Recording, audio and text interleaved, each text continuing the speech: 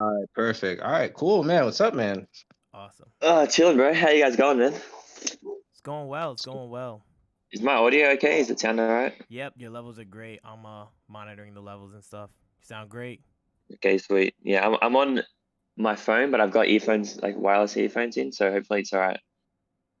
Awesome. Yeah, everything's solid, man. So, yeah, for starters, just wanted to appreciate you for making this happen, man. I know that you're like on the complete other side of the world from us, and That's all good, bro. yeah, so I mean, it's just dope that we're able to kind of do that, and For sure, man. do it.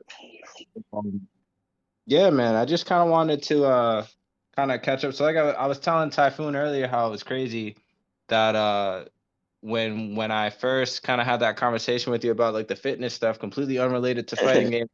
Yeah, yeah. I think you were in a different place, like as far as your brand goes. It seems like things have really leveled up for you, and you really kind of grew your brand since then. Yeah, big difference now. I mean, around that time was like, honestly, I was pretty much gonna quit, to be honest. I was like almost done with everything, low key. Like I was kind of just burnt out and really over it. So I was kind of like, and then I started like studying fitness, and I was doing like a course for that and stuff, and then kind of like, yeah, I had this phase where I was kind of just over gaming for a bit. But then yeah, got back into it and really started taking it like the content seriously, and now it's like my full-time thing. So yeah, it's been pretty crazy, bro. Did the fitness stuff kind of help you with the gaming stuff? Could you kind of cuz I honestly I don't really have any context about about the fitness conversation that you guys had, but is that kind of like in correlation to how you were when you were gaming? Like you said you were over gaming. So what did that look like for you like personally? Yeah, for sure. Yeah, I think it was just mainly uh gave me a bit more of a balance because before it was just like gaming was like literally everything. So it's like all my time was just doing that. Um, but then as I started doing fitness and other things, it kind of gave me a bit more of a balance and not made it easier for me to not get burnt out. Whereas before it was so easy to get burnt out because I wasn't doing anything else. So I think Mhm. that's what kind of made it a big difference, and also kind of just like gave me something else to try because I was doing that was 2019 ish 2020 when I was doing all of that. So 2019 and 18 I was like playing like and making content for a while, but kind of just gave me something else to do and then made me realize how much I actually want to do this still. That's So awesome. kind of just needed to try something else to like bring the fire back, I guess. Nice, nice. No, for sure, for sure. And just to kind of backtrack, I know we kind of like jumped right into questions, but we just wanted to introduce ourselves. So, where our brand is called Aqua Society Gaming, we're known as ASG. I'm Ranger, and this is my co-partner Typhoon. So we've kind of Yeah, but I've seen you guys around, man. I've seen you guys around. much love, man. I appreciate Awesome. that. We love. That's really cool, man. I mean, I think that just like, Yeah, I've seen you guys been putting in work, bro. That's why I like. Yeah, sorry to cut you off, but of yeah, I've course, been seeing you guys put in the work, man. I'm like, no reason not to jump on, man. I've like, I just want to put as many people on as possible, basically. that's dope, man. That's what it's all about, because we're fairly new, and I think a lot of stuff that we do is just like, kind of unique. I feel like we're trying to kind of find where we For belong sure. in the community because, as you already know, that there's a huge tournament scene.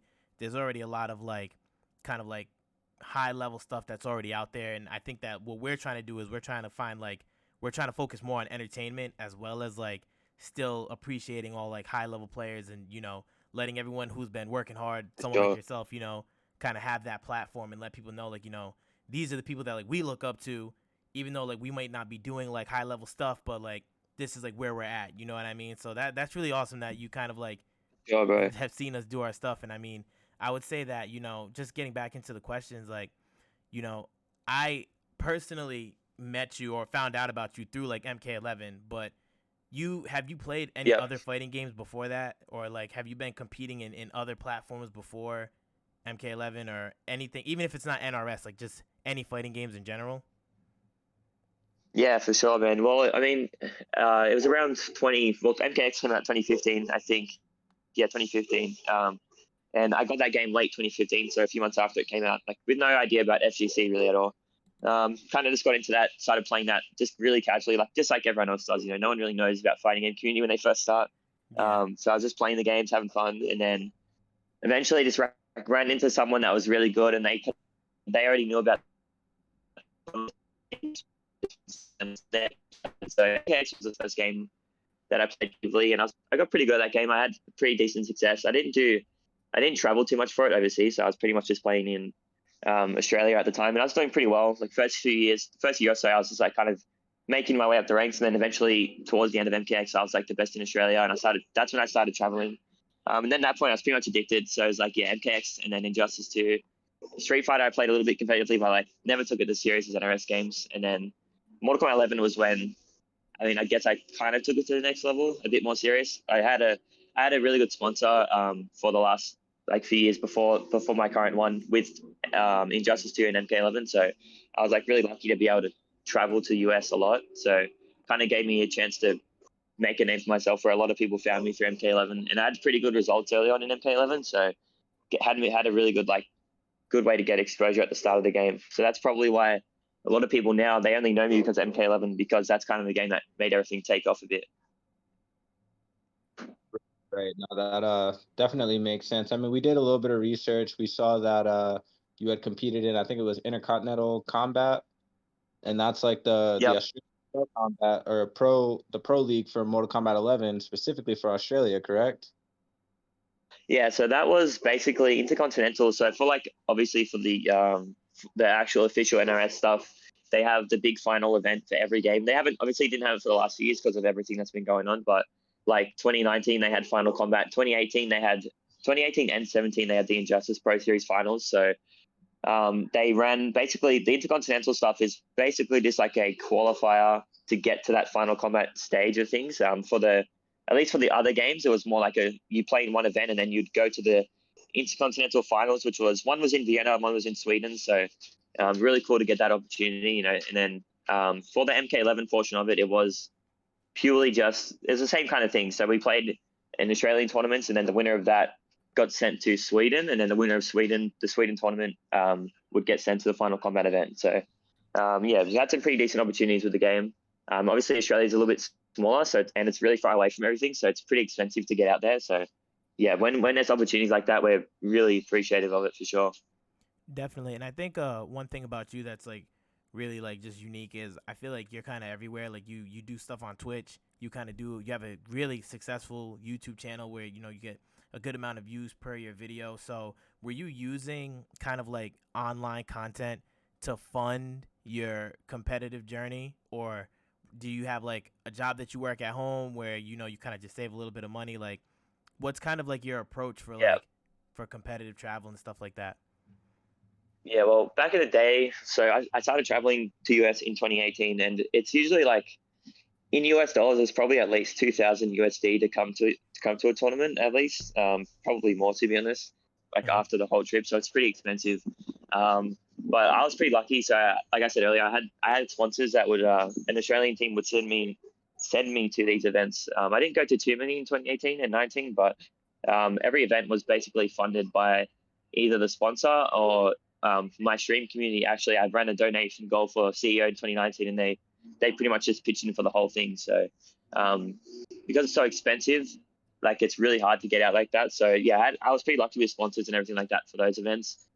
So back in the day, I wasn't really making much money from Twitch or YouTube or anything like that. So it was mainly just sponsors, and then I also did work a job as well. I still work there now, but like not as much, pretty much not at all, to be honest.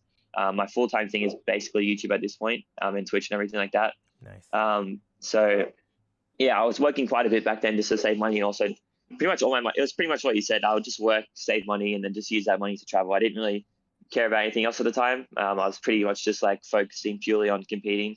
I wasn't really like super crazy on content back then. I was still doing it, but like nowhere near like I am now in terms of like how consistent and how like as much effort I'm putting into it. It's more so the streaming. And that definitely helped me get overseas too. Like all the money I made from Twitch in like 2019 was all used to go overseas basically as well. So yeah, I had a really good chance. I mean, I had a really good like platform to kind of build that up and help me get more opportunities like that for sure. And to be honest, like, yeah, you make money from YouTube and streaming stuff, but if you have a sponsor, they're going to send you to most of these events anyway if you get the right sponsor and if you build your brand big enough. So you can pretty much just build a platform based around that, and then you get sent that way. So there's so many ways you can do it though. Nice. No, that's really interesting too, because we were talking about your content earlier, and we were just kind of discussing how cool it is that like you tend to like make these YouTube videos and streams, and they're always kind of gimmicked. Like the one that I tuned into last week, you were giving out like $10 for any guy that can beat you in a full set. Uh, Yep. That's awesome. you just dropped Yeah, this video. I really. Sorry, go on. Go ahead. Yeah, so I always try to make the. I don't really like the idea. I used to do it, but I don't like the idea these days of just kind of like really being like not serious, but like just focusing purely on high level and like just making it like really serious, kind of like not that there's that many people doing that these days. But when I first started, my whole idea was like, oh, I'm a really good player. Let me just make my content around that. But to be honest, most of the audience is just like casual and just wants to have fun with it. So I try to make it as unique and fun as possible, which is why I do things like challenges and like just if you look at all my content for the last month, like last like year or so, it's everything is different every time. It's very unique and it's like there's always something different going on, which is basically the whole concept and idea I have behind it. I try to make it and make it. I've kind of said this before, but it's like a mix between the level of gameplay is still pretty high level. So if you watch the matches, you can recognize like that I'm a good player, but at the same time, it's also still got that really fun feel to it. So, and I think that's kind of where if you're a really good player, you should be striving towards something like that. Obviously, there's some exceptions like Ninja Killer and Sonic Fox, for example, where their level of play is just so ridiculous that like anyone will just watch it anyway. So that's why I kind of I'm like sitting in this middle ground where I can be creative, have fun with the videos, but also the gameplay is still really good as well. So that's kind of why, yeah, I try to mix it up in that regard. Awesome. Yeah, So definitely. No, go ahead, Ranger. I was just gonna ask. So Typhoon had asked me earlier, like if you play with a character or anything in particular, if you have a main. I told him I didn't think so because every time I watched you stream, you kind of let the viewers pick your character for you. So do you have like a character of choice that's your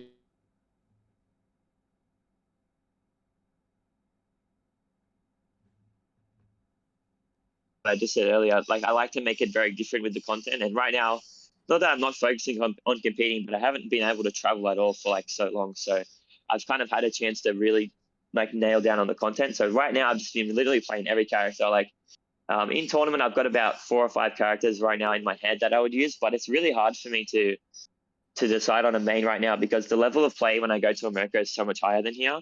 So it's like if I'm practicing here, like this has happened to me before, I'll practice here with let's just say random character, like let's just say Cassie, for example. And then I go to America and my Cassie's just getting worked by everyone. And it's like maybe the character's not as good as I thought, or like there's matchups I didn't know about, or like there's people playing it wrong here. So it's like I can't really decide 100%, but I have a few in mind. Like for example, my Cassie is probably my best character. Sindel is one of my best as well. But like I really can't say because I just have no idea how it's going to go overseas. So I need to get.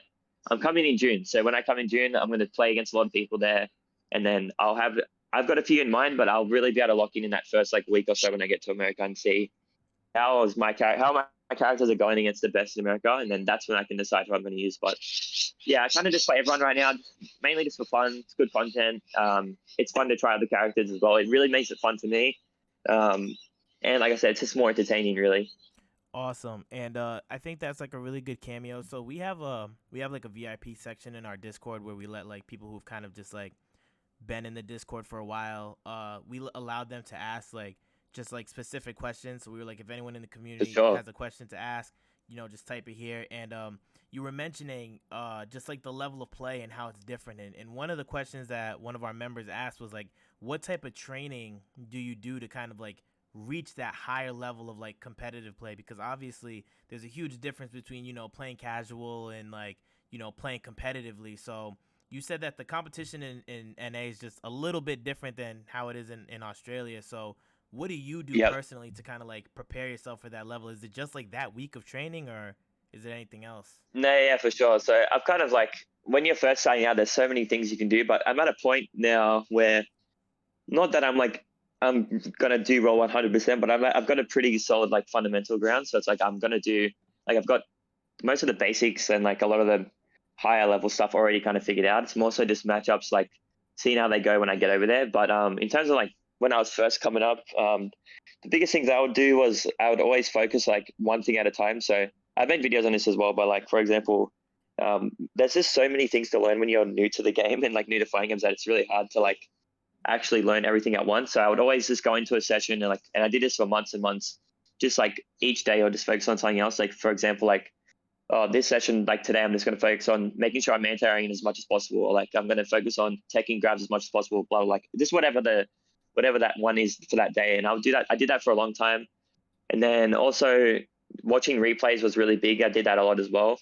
So I would watch a lot of my replays when I would lose. Even when I would win, I would watch a lot of them, especially the tournament matches, because those are the ones where you're going to either play, like that's how you're going to play in tournaments. So I would watch a lot of those as well. Because casual replays you can learn quite a bit of, but depending on who you're playing against and just how serious they're taking at the time, there's like some things you'll get away with, and like it's not the best representation of like how the games are actually going to go in tournaments. So watching replays is really good. Like I said, focusing on one thing at a time is really good, and then kind of just, I mean, a lot of people kind of just overthink it. That's pretty much the two main things I would say to do. Obviously, playing people that are better than you is really important as well. Also, playing people the same level as you. You don't want to just keep playing people that you're always going to beat, and because you're going to get better, but it's going to be very slow. But if you're playing someone that's maybe not bodying you like really bad, but like someone that's a little bit better than you, or someone similar level where you can kind of push each other a lot, that's going to make you like progress really fast. So yeah, those are really the main ones. Obviously, practice mode is really important as well. But once you get to a certain point of knowledge in the game, you don't need to use practice mode too much. You can kind of like, especially because the game's been out for a while now. For MK11, for example, you don't need to really. I don't really practice mode that much these days because we kind of know pretty much most of the things we need to know about the game. A lot of it is just how we play in the actual matches. So yeah, those are really the main ones. Just yeah, like I said, just focus on one thing at a time when you're first coming up. Once you've got a decent fundamental, you can kind of spread it out a bit more. Pick a few. Don't pick too many characters. I know that's funny because I play literally everyone, but like just when you're actually competing, like you don't need more than like 2 to 3. And those are really the main things, to be honest. Those would definitely be the main things I would focus on. Just focus on one thing at a time. Watch your replays. Play people better than you. Like if you do those 3 things, you're like 100% going to get better. Like there's this. It's literally guaranteed. Definitely. And I think, just like for you, right, being where you are, is there anyone in the FGC that like do you watch other content creators in the FGC, or do you kind of focus on like, do you watch like high level players? Like, are there people in the FGC that you're sort of affiliated with, that like you hang out with, or how does that kind of go? Especially being, in Australia, I know it might be a little bit difficult to network with a lot of like on a day to day. So how's that look? Yeah. Yeah, I mean, I'm pretty like, I feel like I talk to a lot of people, especially in NRS scene, especially because that's just kind of where I've been fitting in for a long time, like where I first started. And I've been to so many international tournaments, so I've like actually become quite close friends with a lot of players in US. Right now, in terms of watching content, I don't watch too much in general because I'm like literally just so busy focusing on making my own. But like, for example, like I know I always try and tune in very quickly in like very short amounts for like a lot of streamers that I watch. And just like my friends, and like I just like to support as many people, even like literally streamers I've never seen before. Some days I'll just go on MK11 on Twitch and just like scroll to the bottom and just go up and just like say hello to everyone as many as I can. I really like, being involved and engaged with as many people as possible in the community. But in terms of like, yeah, some of my closer friends, like definitely Rewind and Slayer, I talk to them a lot. They're kind of, I really try and talk to people that are on a similar mindset to me in terms of like making content and making this like a real thing. In terms of high level stuff, I don't really watch the game as much these days because like I said, I'm really busy. So it's like, I try and I'm really just pushing my own stuff as much as I can. I watch a lot of the big tournaments when they happen. But other than that, I try to kind of just really focus on what I'm doing because it's just like, otherwise I'll just get distracted watching the games all day. Especially with a lot of the tournaments nowadays, it's really stacked and it's really crazy. And the gameplay is always so good now. So it's like, and there's so many tournaments as well. So it's really hard to like balance watching stuff, talking to everyone, playing the game, competing. There's just so much stuff. So I try to really focus on, like I said, kind of short amounts of time, but I'll definitely always be in everyone's stream supporting. Like I try to get to everyone's stream at least once a day, or like on their YouTube videos and everything like that. I feel like I'm pretty engaged with everyone. I don't really like have anyone in particular like that I'm talking to all the time or anything. But definitely, yeah, me and Rewind and Slayer have been talking quite a bit, not in a group chat or thing, just like talking in general, because those guys have been really pushing their content like crazy. And we're in this similar boat where we just want to make this like grow as much as possible, especially before the next game. So I'm kind of just really focusing on that right now. Yeah, and I think that's really cool, just like the network of players that you mentioned, because when Ranger was telling me that you sort of play with everyone, the first person who I thought of that was like similar to that that I know was Rewind. Like I watch Rewind, Yeah, yeah, yeah. and I get so fascinated how people in chat are like, use this person, use that person, use this person, and he just picks them and he can play them to a level that like most average players just can't. So I think that's really cool that like you and him are kind of also, you know, you guys talk and you have that network, because I can see a lot of similarities with the two of you guys. So that's really cool. Yeah, yeah. Like I said, we're on a similar grind right now. We're both really pushing YouTube and then like our streams and everything like that. So anyone that's like really doing content and stuff, I love talking to. I literally will talk to anybody, but I really enjoy talking to people that have like similar content ideas or just want to grow their content as much as possible, even if it's not similar ideas. I just really love the idea of growing content and like just growing in general. So anyone that's like going to motivate me in that regard and that I can share stuff with, I love talking to. So yeah, and there's so many other people I didn't even mention there. They were just literally two names that I'd thought of, but like there's so many people I talk to. So yeah. For sure. And yeah, no, I mean it's really enlightening too, because even before you got in here, I was telling Typhoon like it's really surprising how like open you are and how well you communicate with your fan base. Because I told him like even like when your chat's got like 100 people in there, 90 people, whatever it is, you still manage to catch just about every message, or at least like you know most of them. And Yep. that's really cool because I know you get to a point where like they kind of we say go Hollywood on everybody, where Yeah. like once they hit that like mark or whatever, they don't really like to communicate with people who aren't in their same you know category when it comes to success or whatever it may be. So it's really cool that Yep. Yep. like Yep. spend time on really kind of just communicating with all these guys and really keeping yourself as like a, I don't know how to word it, like you're just a very down to earth person with people, I think. Thanks, man. Yeah, I really like at the end of the day, bro. It's just a number on a screen. I don't really care as long as I can. I just try and talk to it. Like I said, I try to engage as much as possible. Same with YouTube. And this is actually advice to anyone who makes YouTube videos. I literally will reply to like 99% of the comments on my YouTube videos, and I get like a lot. So, Oh wow, um, that's amazing. doing that is really it's a game changer. So if you make YouTube videos, definitely reply to as many comments as possible. Because it's like at the end of the day, bro. Like these viewers are like supporters. These are the people that are going to make realities come true. For example, like the only reason I'm going full time YouTube and stuff is because of these people watching and commenting and stuff like that. So if I can True. take a bit more extra effort to reply to them and engage with them, it makes a big difference. That's awesome, man. I think that's really cool because especially just like, I mean, like I'm looking at your YouTube channel right now, and I'm just seeing like the numbers, you know what I mean, that you're reeling in with videos, and the fact that like you're responding to as many people as you can. I think that's like amazing. Um so Yeah, man, it's so important. and just to kind of cameo earlier, I just want to pick up on something that you said earlier. You mentioned how you wanted to, you know, create as big of a following as you can for the next game. And I think that Yep. in terms of the next game, there's been so much conversation, so much Yeah. conversation, and a lot of our members, again, that in the VIP section that had questions. I was surprised at how many questions were just about like your opinion on the next game. So before we even get into like Mm. MK12, if that's even a thing, like, do you think that Mortal Kombat 12 will really be like the next game? If you were to predict something, like, is that like what you foresee? So hard. I don't know because like Injustice hasn't had anything for a while. But they have broken this weird cycle that they normally had earlier. So I wouldn't be surprised. I honestly think it's leaning more towards an Injustice game still. But at the same time, because they've had this gap, I wouldn't be. It's kind of like literally just 50-50 at this point for me. I don't. I would obviously rather an MK game. I'd much prefer to see a Mortal Kombat 12 drop, but I think it would probably leaning. Like I personally think it's more towards an Injustice game just because they haven't had one for a bit, and those games also sell really well. But at the same time, if they put extra years into a Mortal Kombat game, it's going to explode even more. So really hard to say. At the end of the day, I'll play whatever it is, and like I said about like building towards the next game. Right now, MK11, not that it's still pulling in really good numbers right now, especially on YouTube. But when a new game drops, the numbers are just ridiculous, basically. So True. um, trying to build, and there's a lot of people, and I've almost made this mistake too. And it's actually really good you guys are pushing your stuff right now because a lot of people will think, oh, let me just wait for the next game and then I'll start making content. And it's like, or you just wasted a whole year or even more just not making content because you just want to wait for the next game. Then there's people like me, for example, who kept making content throughout the the slower part of the game or the later part of the game, but build this audience now, and then the next game drops, I've already got the audience there, and then it's like, yeah.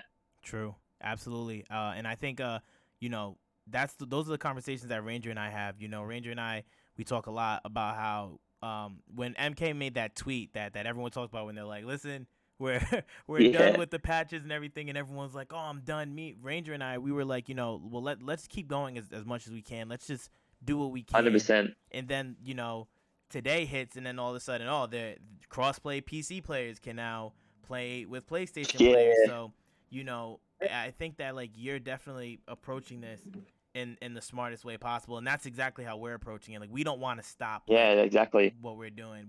We just want to grow and be known and Definitely. get bigger.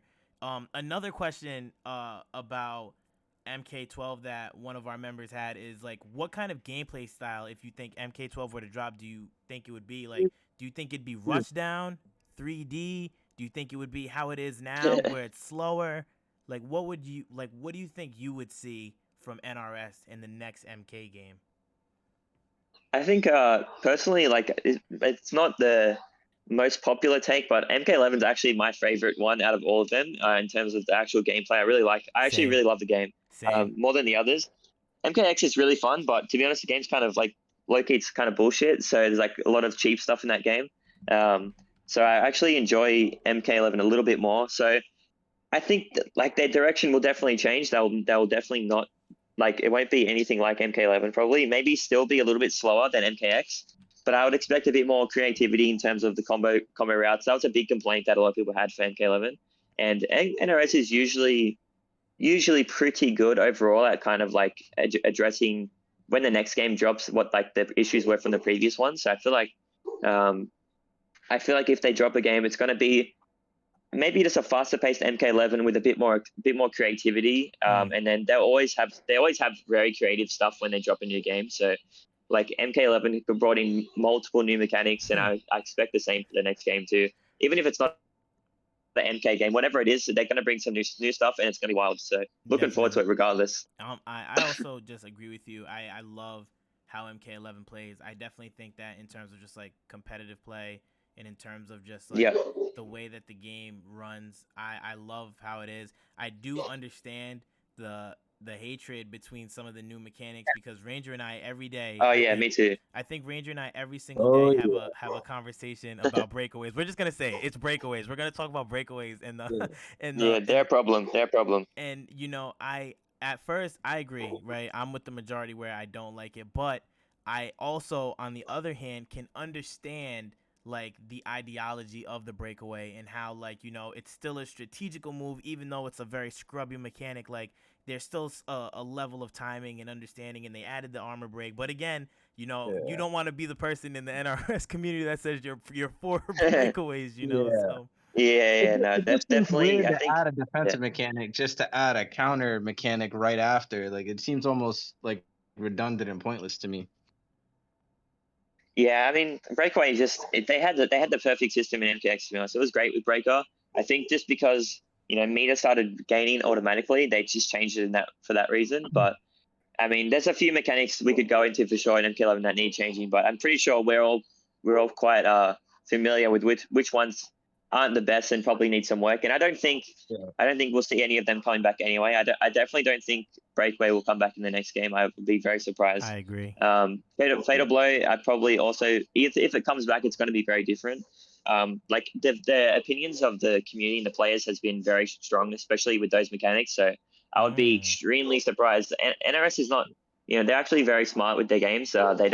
They have made, obviously every game developer is going to make mistakes and things that aren't amazing, of but course. overall they are quite smart with their games, and they usually do end up making a pretty good package at the end of the day.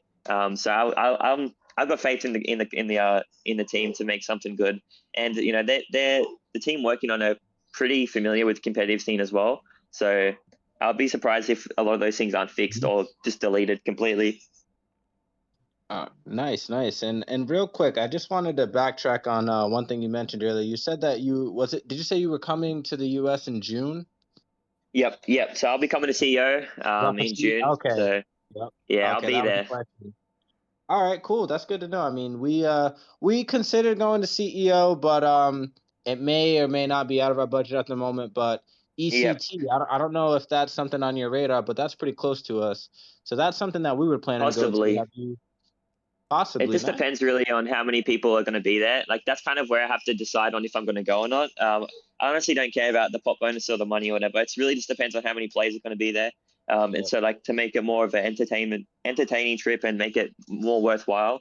And I might be going to Evo as well, but I'll definitely be at CEO. Like I said, it's just really expensive, and also um, I've just really been pushing my content right now anyway. So it's like Yeah. kind of like this mix of like, but at the same time, like CEO, I will be competing and I'll be trying to win. But at the same time, I'm going to make so much content out of it anyway. So it's kind of like I get a bit of both, which Right, is really good. right. Yeah, I see that. I can see the angle there. Yeah, yeah. Very nice, very nice. Well, let's see. So yeah, we got a couple of questions from our community members here. So I'm gonna go through a couple of them now. Some of them we already answered. Yeah. So let me grab these here. So let's see. So the first one we had was what your predictions were for MK12. I Yeah. think that was a little vague. That was from Alan. That kind of tied into Yeah, we to asked the that other already. question. Yeah, asking like, Yeah. whether you see it being more like an MK9 type of game where it's slower or MKX. So that's cool. So one good question we got here was let's see. We So you said MK11 was your favorite competitive NRS game, He correct? did. Yep, Okay. yep, yep. That works out because Catenary Chip asked, well, what kind of gameplay and feel do you want or expect in MK12 compared to like some of the older games? So I guess that kind of Yeah, answers the he question. Mhm. You like the majority of what Yep. MK11's already Yeah, doing yeah. with the game. MK11 is just really like I feel like you have to be quite strong to win at the highest level. Not that you don't in the other games, but it's more of a neutral based game for the most part. Or it's like more a bit more. Obviously, some characters are very cheap, but like there's a bit more honesty in this game compared to the other titles. So that's why I kind of like it. I'm more my playstyles are very like safe and like consistent kind of. I don't really do much like of a mix up characters or like gimmicky stuff. So a lot of my characters are very safe and consistent, which is where I feel like I couldn't really play that way in MKX. So that's why I think MK11 is a bit better for me personally. Um, so that's kind of why I like MK11 more. I can be more consistent in this game. Maybe I'm just better at this game anyway as well. So that's probably why I like it more. But He said yeah, I'm I don't know. simply better. Yeah, Yeah, no, I might have just got better at this game. So I love very it. nice, man. Very nice. So, Court Slay is another member of our community, also a member of our team. Asked if you were to take away and add one thing to MK11, what would they be? yeah, okay. So definitely, yeah, we already said this, but Breakaway needs to go. That definitely needs to go. Mhm. That just needs to be either it needs to go or it needs to be changed. Either I don't really care which one. They would just need to change in some way. And I think honestly, everything about in terms of adding stuff, I like everything that's in the game right now. But it just that I wish So, there was just more combos. Pretty much, the combo routes are all very basic. yes. Most characters have very basic combos. MKX, you would see similar combos all the time, but a lot of them were a little bit harder to pull off, and you could at least have variations of your combos quite a bit. Whereas in Absolutely. this game, every character, um, like they don't really have that much, except for a few. They don't really have much like creativity in terms of combos. And Yeah, obviously, once optimal combos are found, everyone's going to do the same combos anyway. But MKX exactly. had a difference. MKX had a big difference where a lot of the conversions were very different and very like on the fly conversions, whereas MK11 is more so the conversions are all the same, or there's just no conversion possible because the game doesn't let you. Um, Absolutely. so yeah, if you watch like an MKX set or like high level MKX, you'll see these weird conversions that randomly happen. Whereas MK11, their conversions just don't happen, or they're very small. So that's kind of one thing I would really like to see in the next game. Just more routes and more conversion potential, just to make it more exciting. Pretty much, like I still think MK11 is very exciting, but it could get way better with combo potential. Nice. Very And nice. I think the last part of our podcast is just kind of going to be like your perspective on just like MK11 and like online fighting gameplay. So, one of the biggest things about our community that we do with our events, and I think it's a lot of like, it's a make or break thing. When we host events, right, which are usually like tournaments, Yep. exhibitions, when we have leagues, one of the biggest things is we sort of want to allow as many players as possible, right? No matter what, Yep. just because we want players to get that experience. And I think one of Mhm. the most negative things that people have said about our tournaments and stuff, or not even tournaments, more so just events, is that you guys allow Wi-Fi players and we hate Wi-Fi players, and high level play never should allow Wi-Fi players, and so on and Yeah, so yeah. forth. And we understand that 100%, which is why kind of like in the very beginning I said we want to be as inclusive as possible. What do you think like your experiences are, sort of being someone who plays in a different region almost, like with the online, like do you do a lot of combat league? Do you play a lot of casuals? Like do you only play people with wires? Like kind of like what's your experience sort of been? It's Yeah, especially in terms I of think content.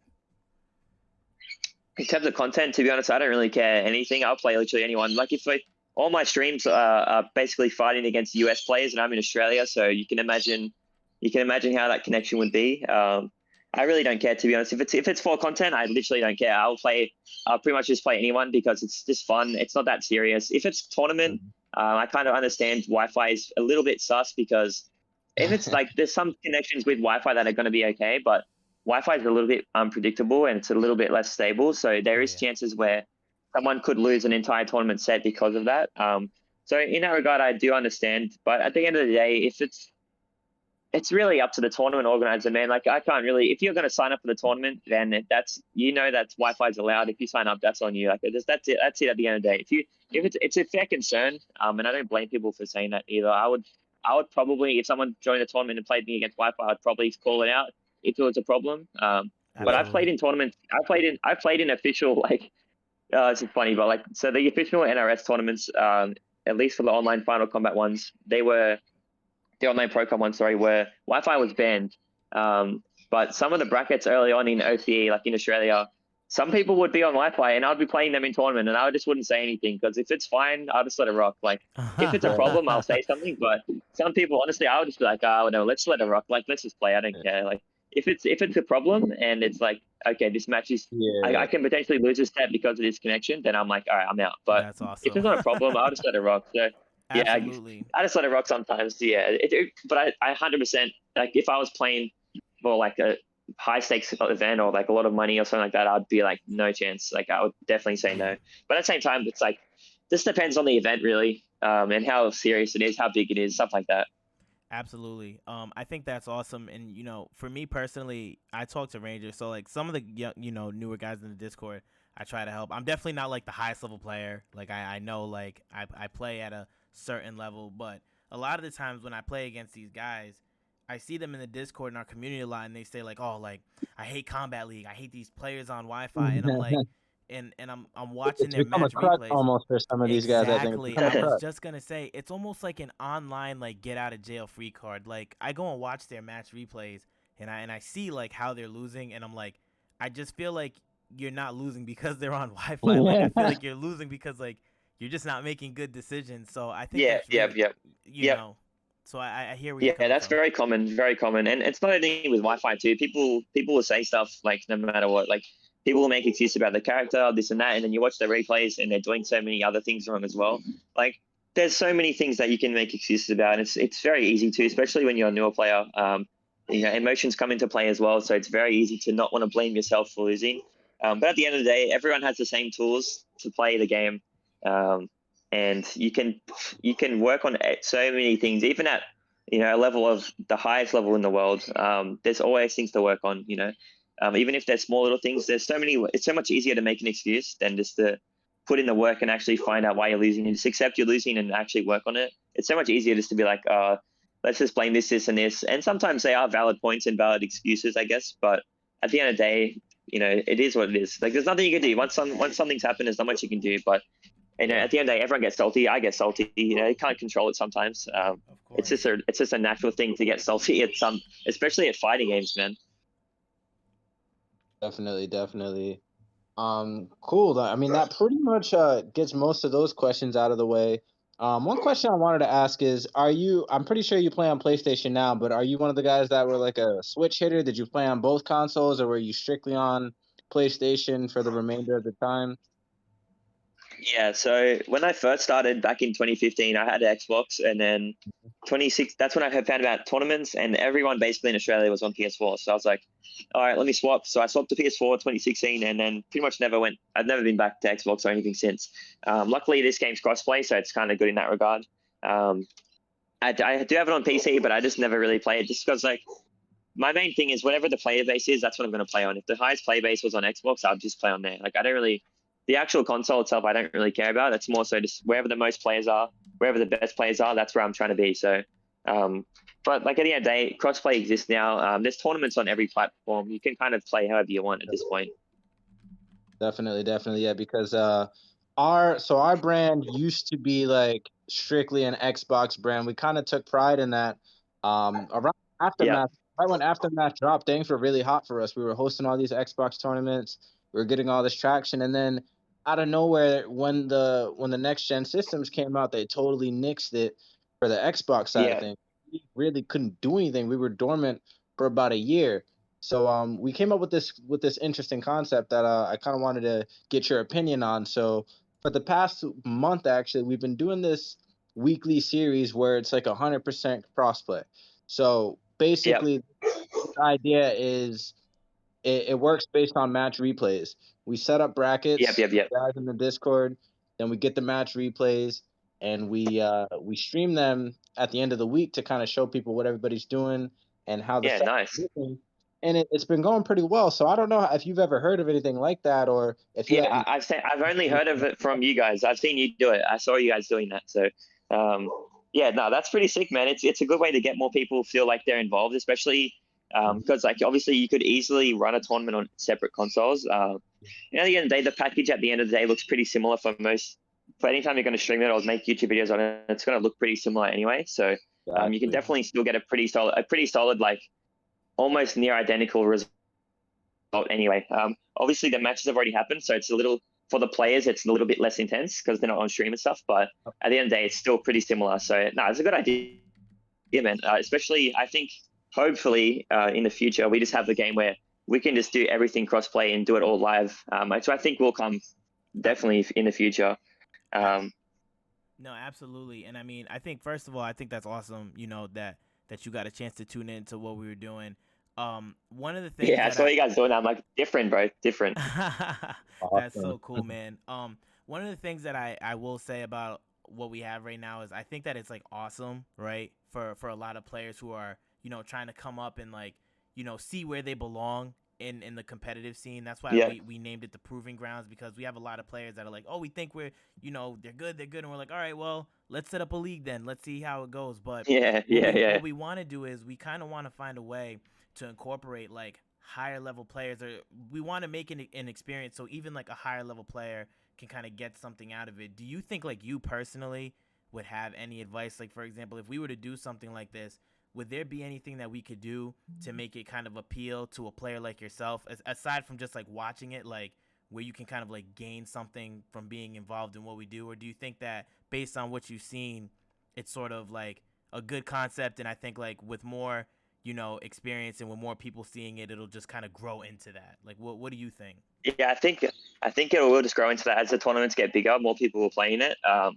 and high level players will. A lot of the higher level players are already competing in a lot of tournaments now, anyway. So it's really hard to, you know, a lot of them are juggling already like 5+ tournaments. It's not the ones that are playing a lot of the online events. Absolutely. So a lot of them are either already playing a lot, and they all have pretty decent pot bonuses as well. Yeah. So really, I think, you know, I'm not sure if you guys are doing like Match Arena or any crowdfunding at the moment, but that's a very big staple of in a lot of these tournaments at the moment. I heard about Match Arena. Is that like the matchmaking thing?